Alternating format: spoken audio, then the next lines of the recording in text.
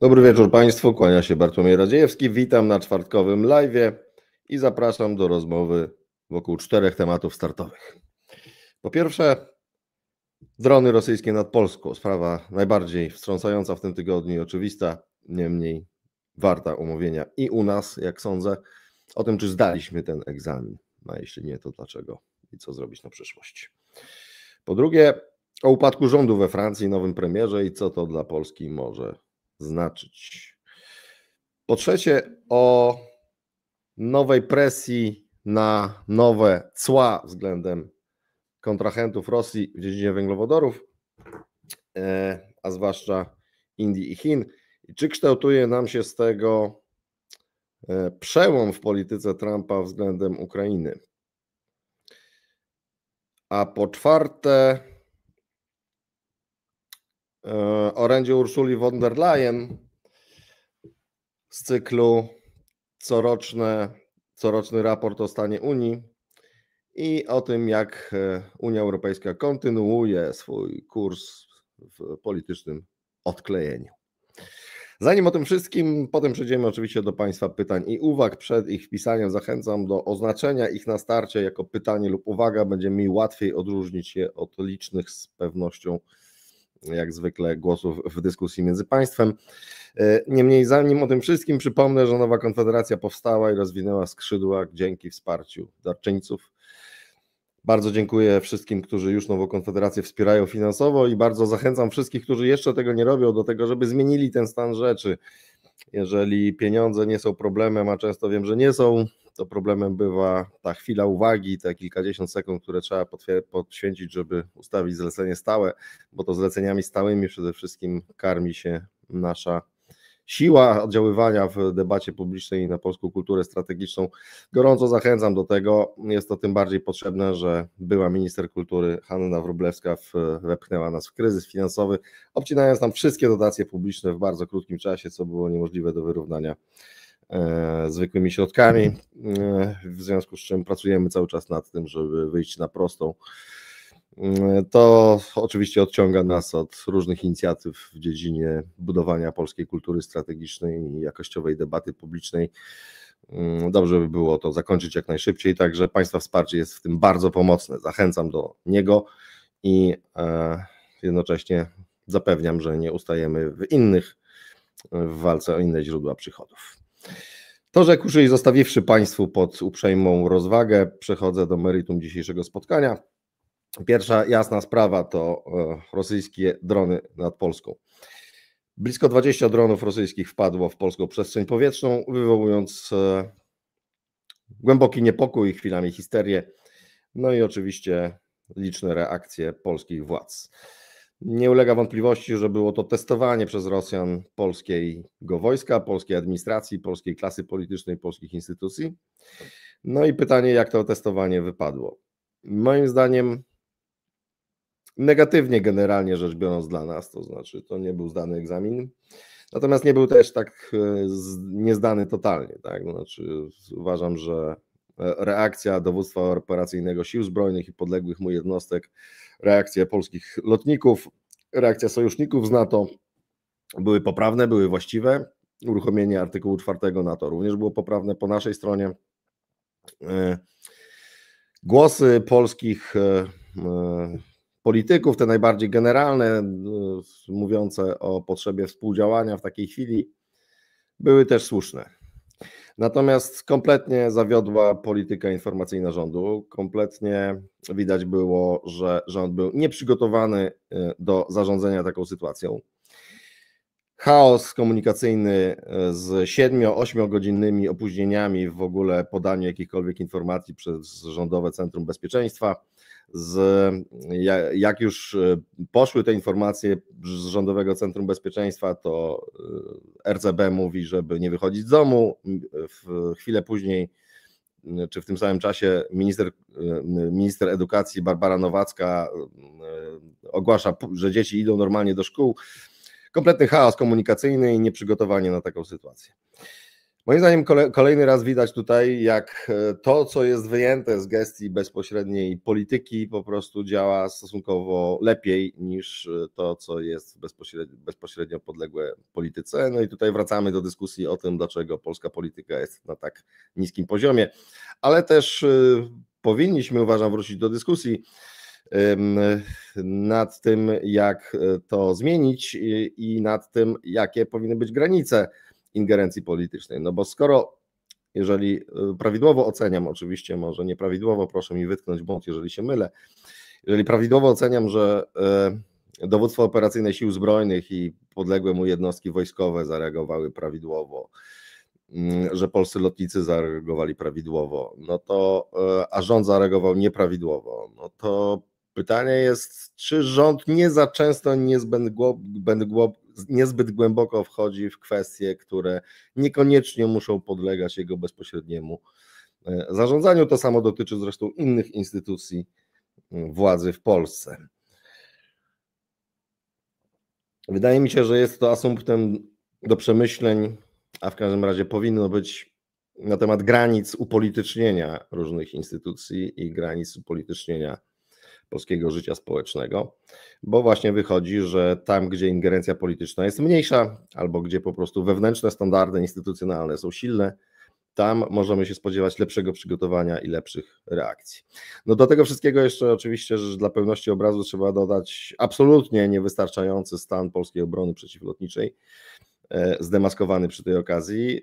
Gdy już doszło do strzelania do dronów, no to byliśmy w stanie zestrzelić ich część, no ale pytanie, dlaczego tak małą część i dlaczego polska obrona przeciwlotnicza jest wciąż w tak słabym stanie po tylu dzwonkach alarmowych, które otrzymaliśmy w ostatnich kilku, ale przecież nie tylko kilku, a kilkunastu latach. Przypominam tutaj tym wszystkim, którzy dopiero zaczynają się budzić teraz albo zaczęli się budzić wraz z agresją rosyjską w lutym 2022 roku, że w 2008 roku Rosja zaatakowała Gruzję, że w 2014 roku zaatakowała Ukrainę i nie przestała jej atakować przez te 8 lat do pełnoskalowej agresji, tylko po prostu urządziła znacznie większą inwazję.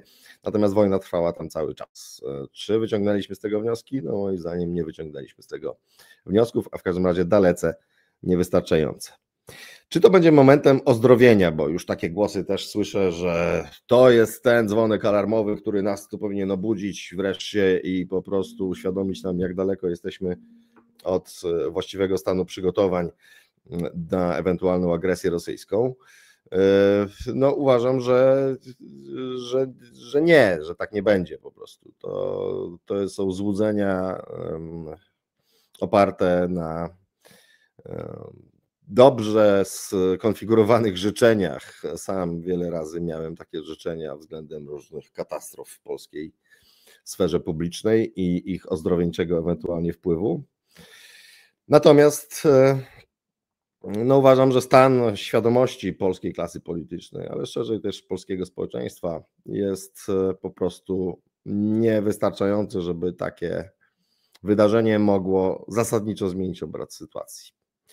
Co więcej, coraz częściej dochodzę w ostatnim czasie do wniosku, że biorąc pod uwagę to, jak niewiele sensownych konkluzji wyciągnęliśmy z tych wszystkich wydarzeń ostatnich kilkunastu lat, na czele z brutalną, ogromną, krwawą wojną trwającą już ponad 3 lata na Ukrainie, że my prawdopodobnie potrzebujemy przegrać wojnę, żeby do takiego prawdziwego przebudzenia doszło. Podobnie jak Ukraińcy potrzebowali przegrać wojnę w 2014 roku i późniejszych latach, żeby być znacznie lepiej przygotowani w 2022 roku. Oczywiście to byłaby straszna głupota, bo Ukraina jest przed polem, jest przed taktem, jest miejscem, gdzie to, co może się wydarzyć u nas za czas jakiś, jest właśnie w tym momencie przerabiane.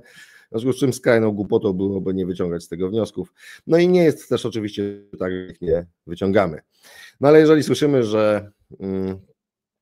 że mamy już prawie 5% PKB na obronność, a z drugiej strony, że nie zostały podjęte jakiekolwiek działania modernizacyjne za tego rządu, no ale też za jakiejś części poprzedniego w dziedzinie obrony antydronowej, kluczowej w takich sytuacjach, a tam trzeba sprawy aktualizować szybko, bo one się bardzo szybko zmieniają wraz, zwłaszcza na takich wojnach, to widzimy jak ten software i hardware się szybko dezaktualizują, w szczególności software. No to oznacza, że wydajemy te pieniądze bez sensownego planu, o czym tu mówimy po prostu prawie przy każdej okazji na naszych spotkaniach i przy różnych innych okazjach, które generuje działalność Nowej Konfederacji.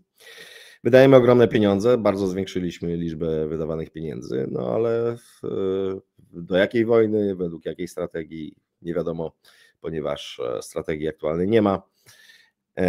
Obowiązującej strategii też jakiejkolwiek nie ma.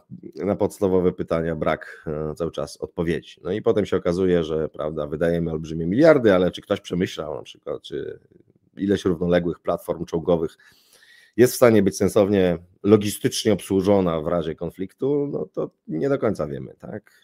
Nikt nie dał spójnej odpowiedzi twierdzącej na tak zadane pytanie.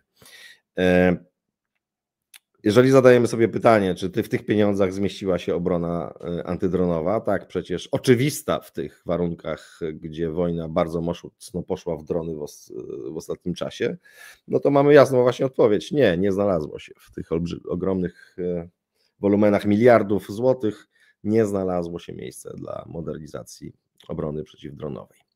I tak dalej i tym podobne. Tak więc no, uważam ten egzamin za oblany, chociaż nie oblany w jakiś spektakularny sposób, no ale i test nie był szczególnie spektakularny. No mówmy się, 20 dronów rosyjskich nad Polską to nie jest żaden big deal. Znacznie gorsze rzeczy mogą się wydarzyć w nadchodzących miesiącach i latach. No i interesujące jest też to, co Rosjanie właściwie chcieli uzyskać właściwie teraz. Myślę, że mieli swoje przypuszczenia dotyczące tego, jak niegotowe jest polskie państwo na taką sytuację, ale mieli pewną niejasność pewnie dotyczącą tego, na ile te właśnie procesy ozdrowieńcze mentalnie, tak, uzdrawiające mentalność, prowadzące do przebudzenia, których tu rozprawiamy, nie doprowadziły jednak do pewnych usprawnień. No to teraz mają odpowiedź. Pytanie, czy to jest tylko taka aktualizacja bazy danych w wykonaniu Rosjan, czy przygotowanie do czegoś większego wkrótce. No żeby była jasność, tutaj niektórzy historyzują, ja się żadnej wielkiej inwazji rosyjskiej w najbliższym czasie nie spodziewam absolutnie na Polskę, ale większej liczby prowokacji myślę jak najbardziej możemy oczekiwać, aczkolwiek też z drugiej strony myślę, że Rosjanie źle by zrobili dla siebie, a dobrze dla nas, gdyby takie liczne prowokacje w najbliższym czasie albo większe liczne prowokacje w szczególności urządzili, no bo wtedy daliby nam kolejne asumpty do przebudzenia się, zamiast utrzymywać nas w tym stanie błogiego balu na Titanicu, w którym w moim przekonaniu jesteśmy. W związku z czym no bardzo ciekawe jest to, co będzie się działo w najbliższych miesiącach, oby nie było tragiczne. No ale jeżeli będzie tragiczne, no to będziemy mogli dziękować tym wszystkim, którzy mając narzędzia po temu, żeby to zmieniać, nie korzystali z nich przez długie lata i dalej w dużej mierze z nich nie korzystają. Tutaj myślę, że też warto zrobić osobisty rachunek sumienia i każdy może się niech zastanowi po prostu, czy zrobił to, co jest w jego mocy, żeby wesprzeć polskie państwo i wesprzeć tych, którzy walczą o to, żeby polskie państwo stawało na wysokości zadania w takich sytuacjach. Przechodzę do tematu numer 2, czyli zmiany rządu we Francji. Wielu z pewnością nie zdołało się jeszcze nauczyć nazwiska premiera Francji wyłonionego 9 miesięcy temu, Bayrou, a już zakończył on swoją misję jako szef rządu tego państwa. Upadł pod wpływem buntu zarówno lewicy, jak i prawicy narodowej, ale też protestów społecznych.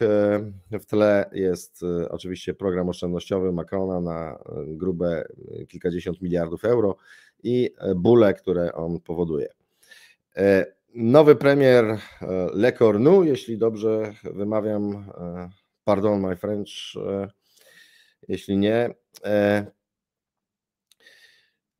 no był dotąd ministrem obrony i jest doświadczonym politykiem i kolejnym zaufanym politykiem względem prezydenta Macrona. Dla Polski z tego niewiele musi wynikać, dlatego że no, w kontekście są dwie rzeczy. Znaczy, po pierwsze, Bardzo niestabilna sytuacja polityczna, mówiliśmy o tym, jak upadał poprzedni rząd, jak były nowe wybory parlamentarne. Powstała po tych nowych wyborach parlamentarnych bardzo patowa sytuacja polityczna z 3 dużymi blokami zdolnymi do wzajemnego blokowania się i z bardzo ograniczoną zdolnością do współpracy konstruktywnej. No i tego skutki widzimy właśnie. No, niestabilność kolejnych rządów jest tego efektem. Druga sprawa, no to jest bardzo niestabilne otoczenie społeczne, no bo temu upadkowi rządu towarzyszą ogromne protesty, 100 000 około ludzi na ulicach, przemoc i tak dalej. Ja zbyt słabo znam warunki francuskie, żeby już odróżnić, ile dokładnie tam jest, ale też nie jestem pewien, czy ktokolwiek jest w stanie, szczerze mówiąc, odróżnić dokładnie w precyzyjny sposób, ile tam jest protestów przeciwko polityce rządu, a ile po prostu wykorzystywania sytuacji przez różnych wichrzycieli czy imigrantów lubiących przemoc, prawda, do tego, żeby zrobić kolejną rozróbę, ile skorzystania z sytuacji przez grupy przestępcze do tego, żeby robić zadymy, żeby szabrować, kraść i tak dalej. Bardzo taka wybuchowa sytuacja społeczna panuje we Francji, bardzo niestabilnie zrobił się politycznie ten kraj, społecznie też. No i pytanie, czy to doprowadzi do wcześniejszych wyborów parlamentarnych, niektórzy się już ich domagają. Myślę, że politycznie to jest najważniejsze pytanie, no bo takie nowe wybory parlamentarne mogłyby potencjalnie, chociaż dzisiejsze sondaże raczej na to chyba nie wskazują, wygenerować jakąś bardziej stabilną sytuację w tę czy w drugą stronę. No ale na razie obóz dominujący, jednak obóz prezydencki, no nie podejmuje takiego tematu. Jest nowy premier. Zobaczymy, czy w ogóle przejdzie w głosowaniu i czy się sprawdzi w roli premiera, no ale też umówmy się, 9 miesięcy, jeżeli miałby rządzić znowu tak jak Bayrou, no to też wiele nie będzie w stanie zrobić. To jest bieżące zarządzanie i nawet z bieżącym zarządzaniem na zasadzie przegłosowywania budżetu i procedowania najbardziej podstawowych aktów prawnych jest duży problem we Francji, odkąd ta sytuacja powstała. No, na dzień dzisiejszy nic nie wskazuje, żeby ta sytuacja miała się jakoś pozytywnie rozwiązać, więc myślę, że dominujący wariant rozwoju wypadków jest taki, że Francja będzie tkwiła w niestabilności, będzie wyłaniany ten rząd, będą wyłaniane być może kolejne, ale będą one miały bardzo związane ręce i będą ciągle obstrzeliwywane z różnych stron w krzyżowym takim ogniu politycznym. Przepraszam. I w związku z czym mogą znowu upadać. Prawdopodobnym momentem,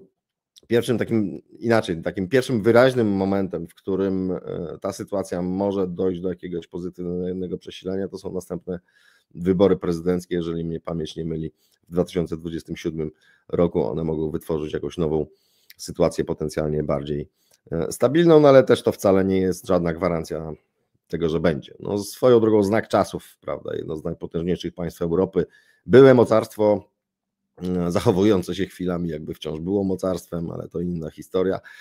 I taka niestabilność, taka nieprzewidywalność sceny, taka niezdolność do działania także. Tak nawiasem mówiąc, Francja była tym państwem w ostatnich dekadach, które miało najwyższą zdolność do generowania wizji strategicznych ogólnoeuropejskich. One były często bardzo niekorzystne dla Polski, ale były. No i to, co się dzieje we Francji, oznacza, że po prostu Francja tych zdolności w tej chwili już nie ma. W związku z czym również strategiczne myślenie o Europie nie jest przez ten główny ośrodek myślenia strategicznego o Europie stymulowane. Jest oczywiście jednocześnie okazja do tego, żeby inni gracze wykazali się takim myśleniem strategicznym. No i pytanie tutaj, które zadajemy w Nowej Konfederacji od lat, jest, gdzie jest polska wizja Unii Europejskiej, gdzie jest polska wizja przyszłości Unii.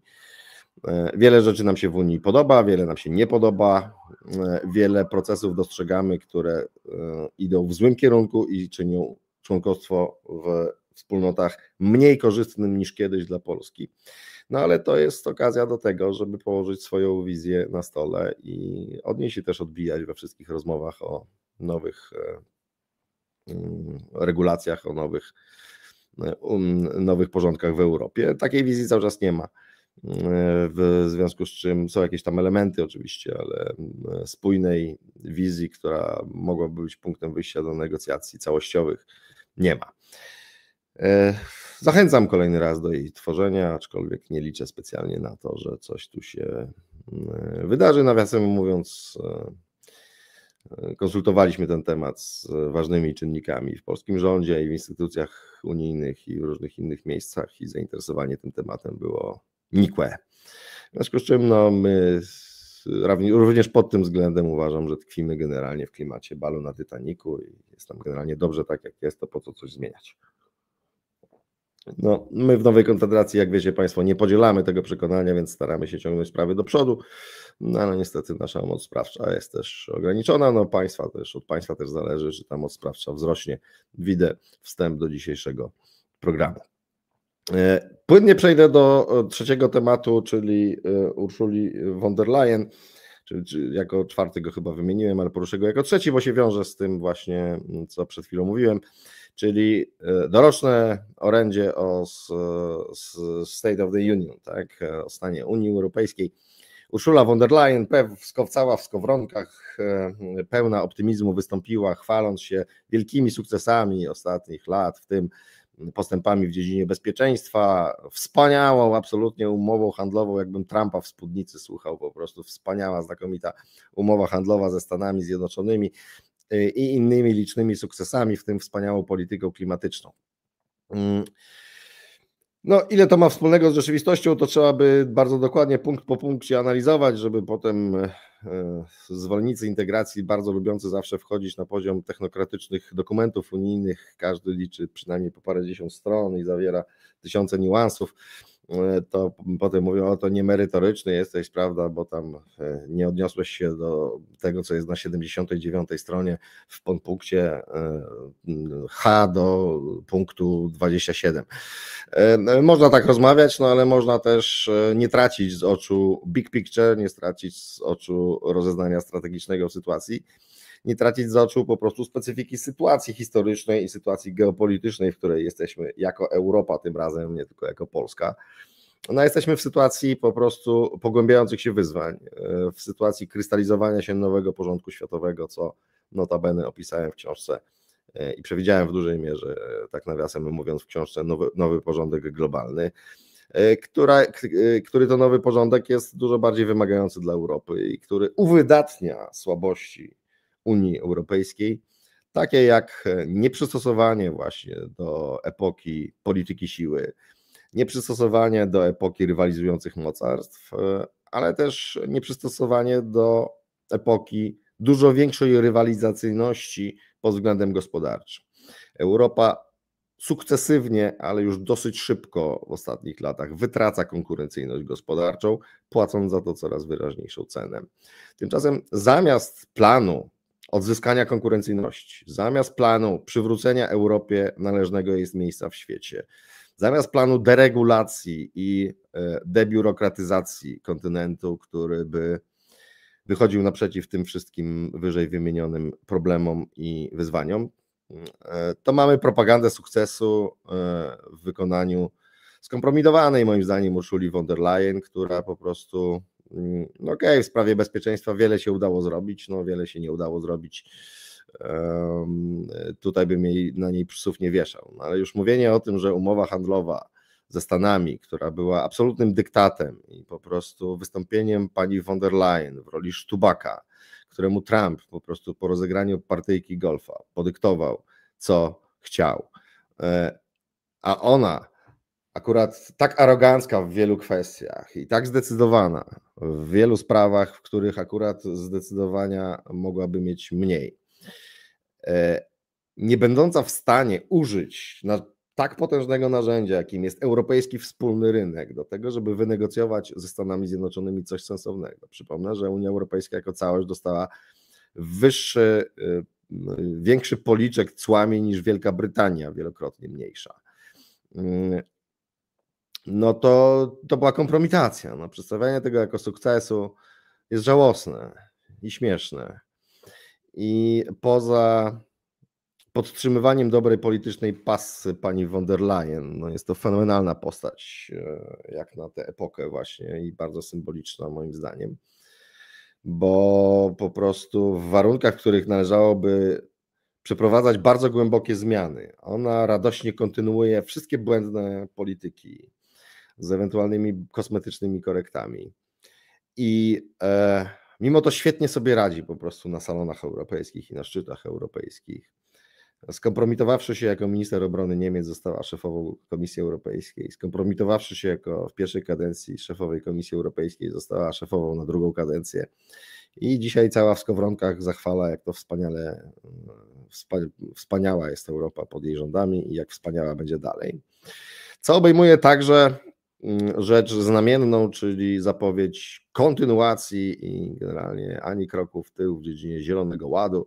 Wielki sukces polityki klimatycznej nastąpił von der Leyen. Eksodus firm z Europy do akurat będących na podobnym poziomie dobrobytu, czyli też kosztów płacowych, tak, Stanów Zjednoczonych, to jest wielki sukces.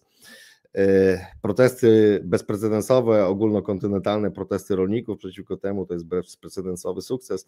No same sukcesy po prostu odnosi pani von der Leyen i nic tylko wyglądać kolejnych. Obawiam się tylko, czy po prostu wraz z tymi kolejnymi sukcesami płynnie nie przejdziemy do roli takiego powiększonego Egiptu, gdzie będzie wprawdzie mnóstwo fajnych zabytków, więcej jeszcze niż w Egipcie nawet i więcej ludzi, i mili ludzie, i fajnie będzie klawo, będzie się tu spędzało wakacje i weekendy, ale na poziomie rozwoju, innowacji, znaczenia w świecie będziemy znaczyć niewiele, a pani von der Leyen i jej podobni będą w tym czasie cały czas pląsać z radości nad samymi sobą i nad wspaniałymi sukcesami Europy pod ich światłymi rządami. No, póki co tak to wygląda, no i uważam, że Europa jako całość potrzebuje jakiegoś potrząśnięcia i Unia jako całość.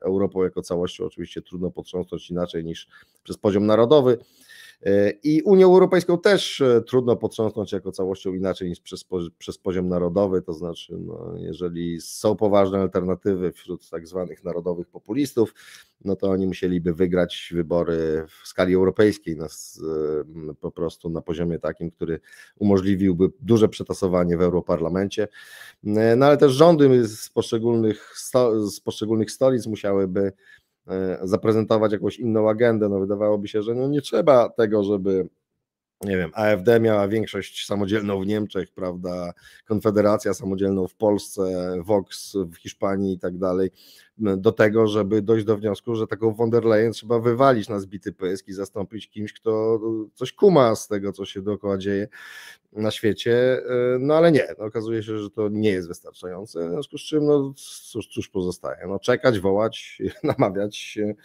wywierać presję i czekać na korektę. No, póki co pani von der Leyen i wszystko, co ona uosabia, jest zachwycone sobą i nie uważa za stosowne dokonywać jakichkolwiek istotnych zmian. Zmiany wizerunkowe ewentualnie, prawda, no w zasadzie tu dotrzyjmy teraz bardziej do prawicy, tam coś powiedzmy, parę słów miłego prawicy i podajmy ręce, prawda, żeby ci prawacy tam zaczęli o nas lepiej mówić. To są ich pomysły na zmianę sytuacji. No inaczej widzę procesy ozdrowieńcze w Europie, ale to już w pełni tego wątku dzisiaj nie rozwiniemy oczywiście.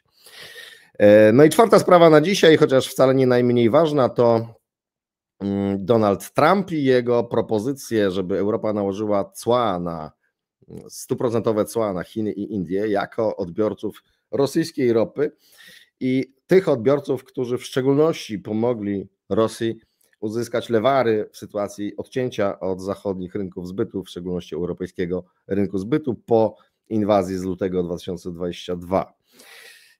Jednocześnie Donald Trump powiada, że jest gotów również nałożyć cła, ale tylko, i tu jest klucz do całej sprawy, stanowiska Trumpa w tej kwestii, tylko w łączności, znaczy w synchronizacji z europejskimi partnerami. Tak? Sam tego nie zrobi to jednocześnie z europejskimi partnerami. Problem polega na tym, że o ile sama idea wysokich ceł na Chiny i Indie jest dla Europy trudna z różnych powodów, o tyle większość w Europie mogłaby może nie 1:1, ale w dużym stopniu się do tego przychylić. Natomiast Są dwa kraje, które jednolite stanowiska blokują, czyli Węgry i Słowacja. No i myślę, że Trump świetnie o tym wie. W związku z czym i brakuje mi tej analizy w naszej debacie, pojawia się pytanie, czy to stanowisko Trumpa, a było ono także poparte spotkaniem wysokich urzędników we wtorek w Waszyngtonie, nie jest obliczone na po prostu fiasko tego, czyli powiedzenie działajmy ostro, jeżeli tylko się zbierzecie, tak? Nawet powiedział wprost praktycznie takie rzeczy, czy Europa jest gotowa na to. No więc myślę, że wie, że nie jest gotowa, w sensie nie jest, trudno jest dzisiaj przeskoczyć nad sprzeciwem Węgier i Słowacji. Być może to się uda i tutaj nawiasem mówiąc wracamy do dyskusji o tak zwanym superwecie jako możliwości po prostu przeskakiwania oporu jednego, dwóch krajów, ale jednocześnie do tego, czy jakieś naciski po prostu mogą być tu i teraz wywarte na Węgry i Słowację, żeby się przychyliły do jednolitego stanowiska europejskiego. No ale być może po prostu cała sytuacja Trumpa, cała ta inicjatywa Trumpa jest obliczona na to, że chciałem, no ale zobaczcie, no bez Europy to nie ma sensu i to jest argument nie do zdarcia, tak? To znaczy bez Europy, no bo dlaczego Stany Zjednoczone mają ponosić koszty tego obciążania dodatkowymi cłami tak potężnych organizmów gospodarczych, jakimi są Chiny i Indie, same. To jest jasne, że chcą to podzielić z Europą w sytuacji, w której chodzi w większym stopniu o europejską sprawę niż o amerykańską, wszak wojna na Ukrainie jest wojną europejską, a nie amerykańską, ściśle rzecz biorąc. No i dyskutujcie z tym, tak? To jest argument nie do odparcia. W związku z czym no pytanie, czy Donald Trump ma tu czyste intencje, ale nie to jest najistotniejszym pytaniem moim zdaniem. Pytanie, co właściwie Trump chce osiągnąć. I ja bym wcale nie wykluczał, że gra po prostu kilkuwariantowo, tak? Czyli w wariancie, w którym Europa się zgodzi, no to okej, idziemy, znaczy Europa się zbierze i będzie w stanie te cła przejść i to synchronizujemy sobie politykę i faktycznie dociśniemy Putina, żeby go zmusić do ustępstw w rozmowach pokojowych. No i będzie dobrze. A jeżeli Europa się nie zgodzi, no to zwalimy na nią winę za to, że nie doszło do tego i będziemy kontynuować rozmowy z Putinem na temat odprężenia, a Ukraina może w międzyczasie sobie padnie, nie wiadomo. No ale z punktu widzenia Stanów też dobrze, bo w razie czego nie one będą winne. No to drugie myślę, że byłoby dużo mniej sensowne, ale również zrozumiałe w kontekście takiej racjonalności krótkofalowej politycznej. To będzie skuteczne, myślę, na użytek wewnątrzamerykańskiej opinii, będzie skuteczny na użytek międzynarodowej opinii w dużej mierze też. No o to w dużej mierze w dzisiejszej polityce chodzi, aczkolwiek no jeżeli byśmy mieli wychodzić poza to, o co w bieżącej polityce chodzi i patrzeć bardziej na interesy strategiczne, no to myślę, że upadek Ukrainy nawet z uzasadnieniem, że to Europa była jemu winna przede wszystkim, nieprawdziwym do końca, ale no to pierowskie uzasadnienie takie będzie w takim wariancie rozwoju wypadków, no mimo wszystko potężnie uderzy w Stany Zjednoczone, w związku z czym powinny one robić co w ich mocy, żeby nie dopuścić do tego w żadnym wariancie. Interesujące w tym wszystkim jest to, że Donald Trump wydaje się wychodzić już z tej swojej linii chocholej, bym powiedział, tak, bo to tak prowadzącej do takiego chocholego tańca, czyli w koło Macieju grożenie Putinowi, potem zmuszanie go do rozmów, ogłaszanie wspaniałych rozmów i wspaniałych postępów i widoków na jeszcze wspanialsze postępy w nieodległej przyszłości, po czym żadnych ustępstw ze strony Rosji i wracamy do punktu wyjścia i tak w koło Macieju. Więc ten chocholi taniec po prostu coraz bardziej kompromituje Trumpa. No i coś trzeba zrobić więcej, no i dobrze by było zrobić coś więcej niż tylko wywołać PR-owską sekwencję zdarzeń, w której na Europę będzie można zwalić winę za to wszystko i za ewentualny upadek Ukrainy, a i tak ponieść geostrategiczne konsekwencje w postaci właśnie takiej, że Ukraina będzie rzeczywiście zgodnie z celami oficjalnymi Rosji zneutralizowana i tak dalej. W związku z czym no, myślę, że to, co Europa powinna robić, to powinna dociskać Trumpa w sprawie i brać za dobrą monetę ten przełom w jego podejściu, który niniejszym sam ogłasza wobec Rosji, ale nie brać do końca za dobrą monetę tego, co proponuje na starcie, bo może to być, jak mówię, zasłoną dymną, może to być pretekst, wykorzystany jako pretekst do zwalania na Europę wszystkiego, a chodzi o to, żeby wywołać jakiś efekt, tak? Czyli żeby jednak te Rosję docisnąć, jeżeli nie na 100% planu, czyli powiedzmy uznajmy za 100% planu 100% cła na Chiny i Indie nałożone jednomyślnie po obu stronach Atlantyku, chociaż można by zrobić dużo innych rzeczy. I pytanie, czy akurat 100% cła to jest to właściwe rozwiązanie, no ale to na marginesie. No to może 50%, tak? A może 25%, a może jeszcze pakiet innych rozwiązań, które będą równie dotkliwe, a niekoniecznie wymagają konsensusu w Europie i tak dalej.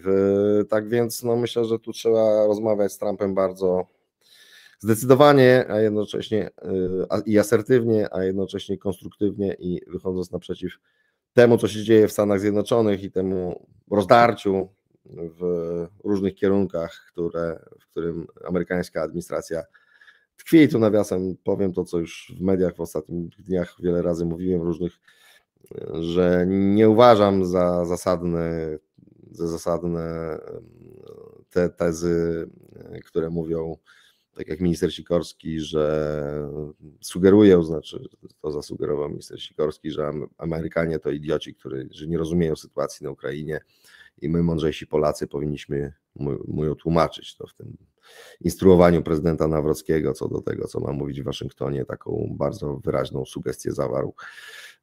No ja się nie zgadzam głęboko z tą oceną sytuacji. Uważam, że Amerykanie rozumieją, co się dzieje, natomiast no, są po prostu rozdarci. Z jednej strony mają Chiny i ta administracja bardziej niż którakolwiek jest zdecydowana reorientować zasoby na zachodni Pacyfik po to, żeby wzrost Chin powstrzymywać.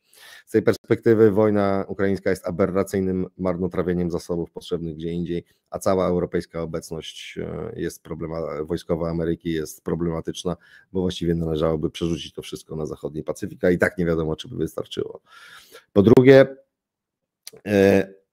problemem jest z tej perspektywy dużym ścisłość i pogłębiająca się w ostatnich latach, zwłaszcza pod wpływem wojny ukraińskiej, ścisłość relacji rosyjsko-chińskich i w związku z tym amerykański cel poluzowania tych relacji. Uważam, że jakieś tam pozyskanie Rosji do sojuszu antychińskiego to są marzenia ściętej głowy dzisiaj, ale poluzowanie tych więzów jest celem amerykańskim, ewidentnym i ten cel, po trzecie, trudno osiągnąć w warunkach eskalowania wojny na Ukrainie, na przykład poprzez sankcje wtórne, czy poprzez dodatkowe zezwolenia na cele dalekiego zasięgu, dodatkowe dostawy broni i co tam jeszcze.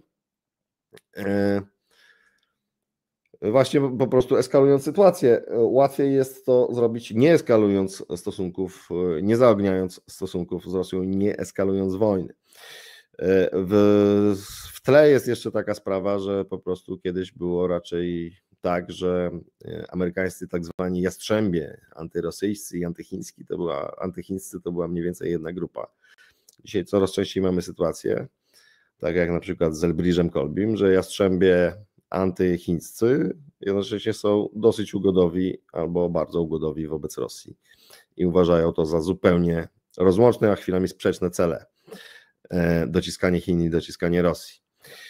Co jest coraz bardziej problematyczne z punktu widzenia polskiej racji stanu, z punktu widzenia Europy całej, wręcz już nie mówię o Ukrainie, no ale po prostu tak to ewoluuje w Stanach Zjednoczonych i to też trzeba brać pod uwagę. Tak więc no nie uważam, żeby Amerykanie byli idiotami, którzy nie rozumieją. Chciałbym, żeby nasze elity think tankerskie, polityczne, administracyjne tak rozumiały jak odpowiednicy amerykańscy sytuację w Ukrainie, nie mówię o całym świecie nawet.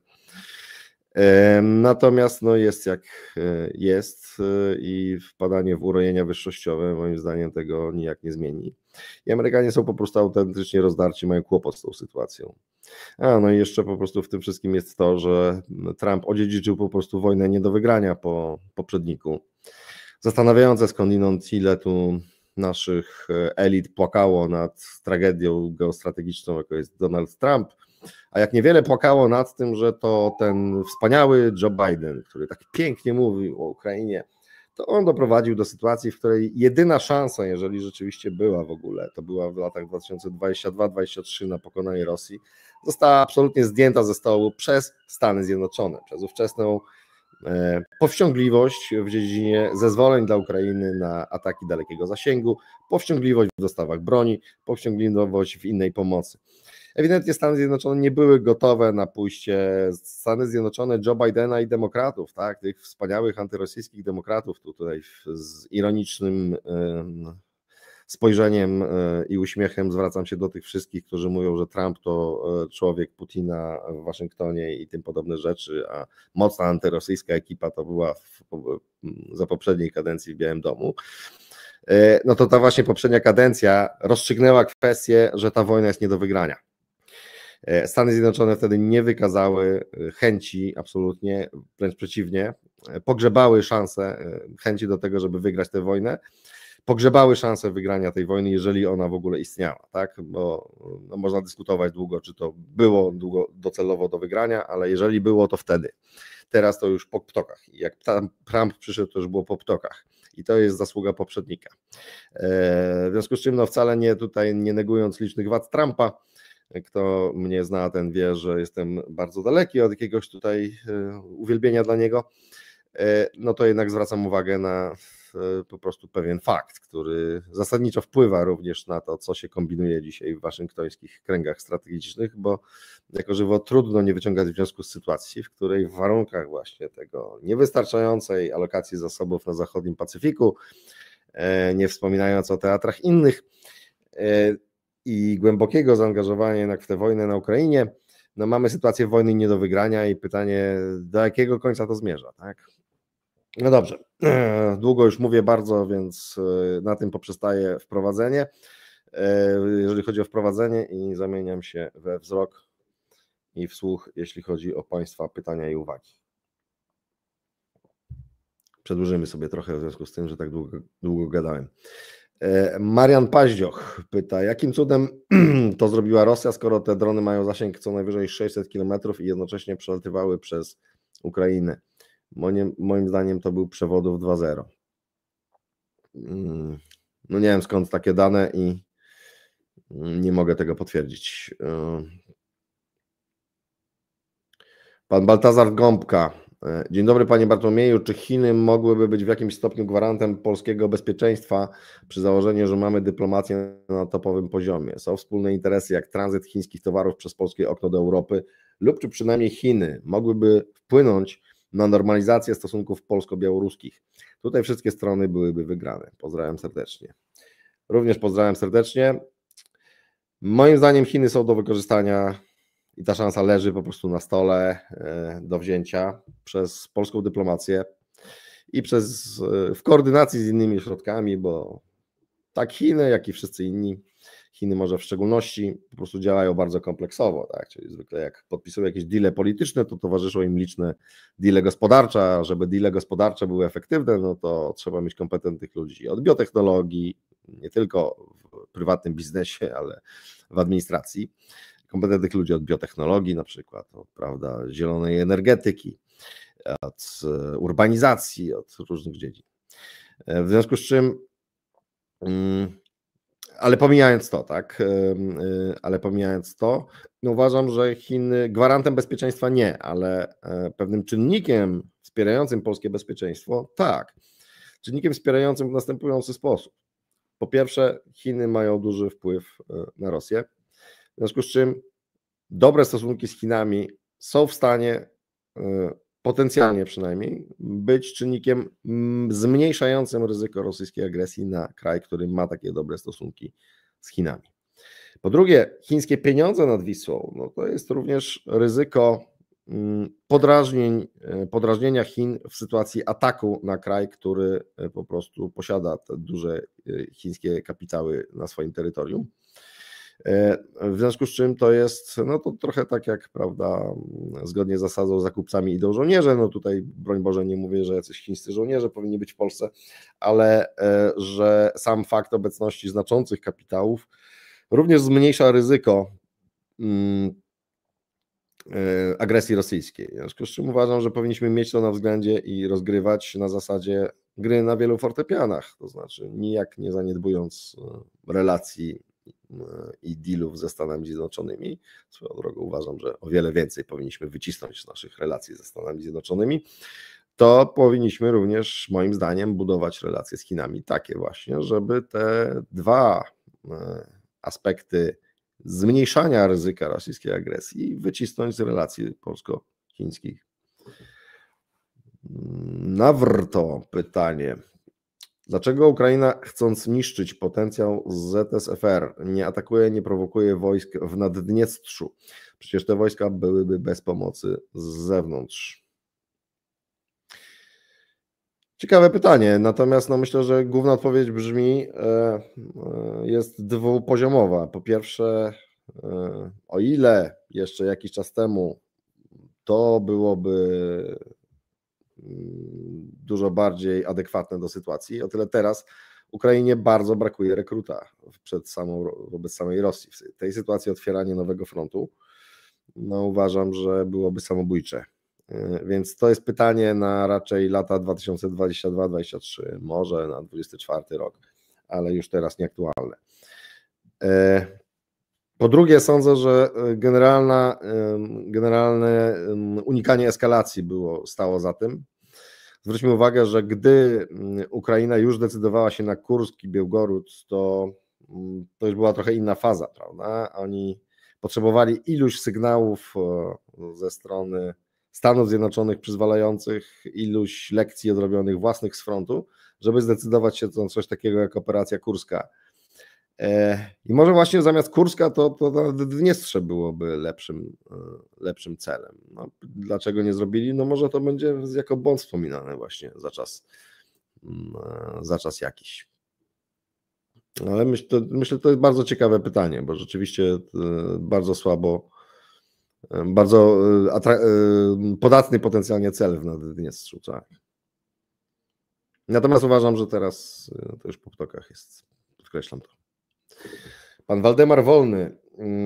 Alerty RCB to satyra. Przysłali mnie informację o poszukiwaniu dziecka kilkanaście godzin po jego znalezieniu. Straszne.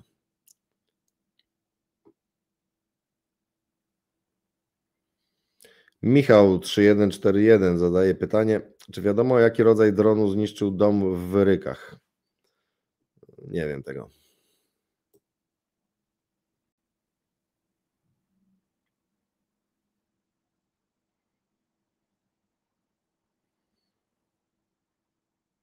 Denver, ostatni dinozaur, zadaje pytanie, czy nie powinniśmy zacząć stawiać mobilne, małe, prefabrykowane, tanie schrony naziemne w wielu różnych miejscach, szczególnie w miastach? Jak jako obywatele mamy za tym lobbować? Nie mam kwalifikacji, żeby ocenić, czy małe, mobilne drony naziemne są lepsze niż duże, niemobilne schrony podziemne. Być może tak jest. Natomiast generalnie wiem, że po prostu polski system schronowy leży, nie ma tego, żeby dalej nie cytować klasyka i po prostu trzeba to jak najszybciej zmienić. I tutaj fachowcy od tego, czy schrony powinny być takie, czy owakie, powinni usiąść z rządem na zlecenie rządu, po prostu na zaproszenie i na zlecenie rządu i po prostu opracować konkretny plan i go na wczoraj i po prostu od jutra go wdrażać. Pan Paweł Kubalski, przepraszam, jeszcze tu był Olek jeszcze z pytaniem, czemu uważa pan, że Ukraina w NATO byłaby dobrodziejstwem dla Polski? Nie jestem ekspertem jak pan, ale ja tu widzę głównie zagrożenie. Rosja prędzej zaryzykuje wojnę z NATO o Ukrainę niż o na przykład Polskę. To prawda, ale tego typu zmagania są zawsze zmaganiami o to, żeby kogoś trochę odepchnąć, prawda? Odstraszyć i zademonstrować siłę. Jeżeli Ukraina byłaby w NATO, to byłaby w stanie pokoju, bo w stanie wojny ani w stanie niepewności terytorialnej, dezintegracji terytorialnej się nie przyjmuje krajów do NATO. W związku z czym Ukraina musiałaby być ustabilizowanym krajem z zawartym pokojem, żeby wejść do NATO. to by znaczyło, że Rosja musiałaby być zmuszona do tego, żeby bezpośrednio czy pośrednio dać przyzwolenie na Ukrainę w NATO. A jeżeli by już to zrobiła, tak jak dała kiedyś, wcale tego nie chcąc, przyzwolenie na członkostwo Polski, krajów bałtyckich, całej Europy prawie środkowo-wschodniej w NATO, no to oznaczałoby już pewien fakt dokonany, bardzo trudny do zakwestionowania. Oczywiście można spojrzeć na to w ten sposób, że to zwiększanie ryzyka, ale ogromnym zwiększeniem ryzyka tak samo było przyjęcie Polski, krajów bałtyckich czy Rumunii do NATO. Takie ryzyko jest warte podjęcia, ponieważ ono oznacza, że kurs na to, żeby najpierw doprowadzić do tego i tutaj to się nawiasem mówiąc nie stanie i to po prostu jest dzisiaj poza stołem w ogóle rozmów i Putin nawet nie musi prosić, żeby to stało, ale jak teoretycznie sobie rozmawiamy, no to Ukraina w NATO oznaczałaby, że po prostu jakby co, no to najpierw na nich napadają, a nie na nas, tak? No to jest tak as simple as that, tak proste to jest. Najpierw na nich napadają, nie na nas, czyli mamy efektywny bufor, tak, który również mógłby być uzbrojony pod zęby przed jakąkolwiek napaścią i na nim już te zęby mogłyby być potencjalnie wybite. Nie musielibyśmy się tak martwić. To znaczy, to Polska jest po prostu w połowie w pozycji Niemiec w sytuacji w Ukrainie NATO, dzisiejszych Niemiec, tak, gdzie nie mając bezpośredniej granicy z Rosją, Niemcy mogą spokojnie sobie tam w swoim tempie udoskonalać system bezpieczeństwa, licząc na to, że w razie czego Polska przyjmie ciosy, że Bałtowie przyjmą ciosy, że Rumunia przyjmie ciosy, że Finlandia przyjmie ciosy, tak, że Szwecja przyjmie ciosy po rozszerzeniu ostatnim. Więc Ukraina w NATO, no to nie jest oczywiście umiejscowienie Polski w dzisiejszej pozycji Niemiec, bo wciąż mamy Białoruś, wciąż mamy morze, obwód kaliningradzki i tak dalej, ale cała południowa po prostu flanka polska jest w tym momencie buforowana, że tak się wyrażę. Jednocześnie no, to generuje sytuację taką, że jakakolwiek agresja na Polskę jest w zasadzie wykluczona, no, bo to oznacza możliwość ataku od południa po prostu, rozbicia szlaków komunikacyjnych, jak również po prostu przeniesienia wojny na terytorium wroga ze strony tego właśnie południowo-wschodniego bufora ukraińskiego. W związku z czym to byłaby radykalna zmiana krajobrazu geopolitycznego dla Polski w bardzo korzystny dla nas, uważam, sposób. To jest bardzo czytelna sytuacja. Dziękuję Państwu bardzo za dzisiaj. Jak zwykle ciekawa wymiana myśli, rozmowa. Zapraszam za tydzień na kolejnego live'a, zapraszam we wtorek do Pomówmy Realnie, jutro na Niezbędnik Zagraniczny i codziennie na różne atrakcje polityczne, politologiczne w Nowej Konfederacji. Pozdrawiając Państwa serdecznie, życząc dobrego wieczoru i dobrego weekendu. Kłaniam się i do zobaczenia.